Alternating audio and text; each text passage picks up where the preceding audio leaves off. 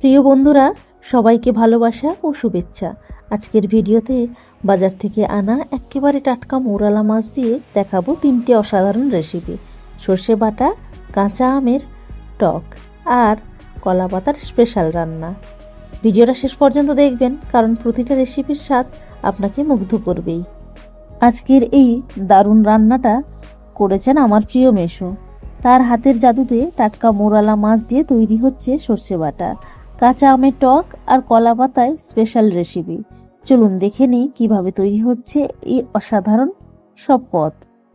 আজকের এই দারুণ রান্নাটা করেছেন আমার প্রিয় মেশো। তার হাতের জাদুতে টাটকা মৌরালা মাছ দিয়ে তৈরি হচ্ছে সর্ষে বাটা, কাঁচা আমের টক আর কলা পাতায় স্পেশাল রেসিপি। চলুন দেখে নিই কিভাবে তৈরি হচ্ছে এই অসাধারণ সব পদ।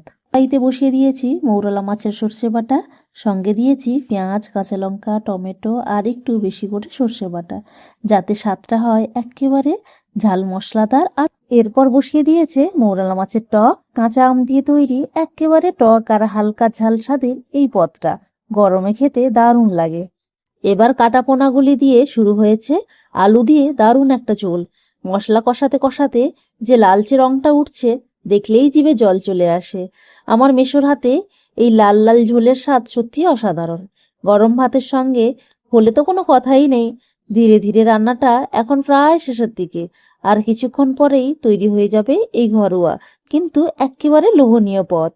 এদিকে আলুর ঝোল ধীরে ধীরে ফুটছে, আর সেই ফাঁকেই তৈরি হয়ে গেল আর একটা স্পেশাল মৌরালা মাছ সর্ষে বাটা মেখে সুন্দর করে কলা পাতা মুড়ে উনুনের আঁচে বসানো হয়েছে। ধীরে ধীরে পাতার গন্ধ আর সর্ষের তেলে যে অসাধারণ সুবাস বেরোচ্ছে, তা বলার মতো না। রান্না হয়ে গেলে খুলে দেখলেই মন ভরে গেল। খেতে এতটাই ভালো লেগেছে যে সত্যি ভাষায় প্রকাশ করা কঠিন। একেবারে ঘরোয়া অথচ অসাধারণ স্বাদের একটা রান্না এখন প্রায় শেষের দিকে। আর এখানেই আজকের ভিডিওটি শেষ করছি।